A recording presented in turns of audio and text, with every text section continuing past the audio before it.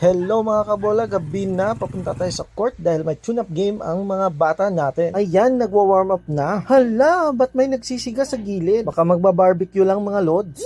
So ayan, magsisimula na ang laro. Medyo dihado kami dito, nakailang practice lang kami habang yung kalaban namin kasali pala sa Batang Pinoy Super League. Solid yung mga players nila, lalo na yung point guard at yung team nila, porman-porman na. Yung tipong nagkakaamuyan na sila sa court, buti na lang lumalaban mga bata natin. Medyo happy na rin tayo at na-improve natin yung spacing and passing nila. Kasi nung mga nakarang laro, wala talagang kumakat at pumapasa sa gitna. So ayun, natapos ang first quarter at lamang lang ng siyam ang kalaban. Sa larong ito, nahirapan talaga kami sa mga turnovers, ang dami mga steal at mga errors. Pero okay lang, part naman yan ang learning curve nila.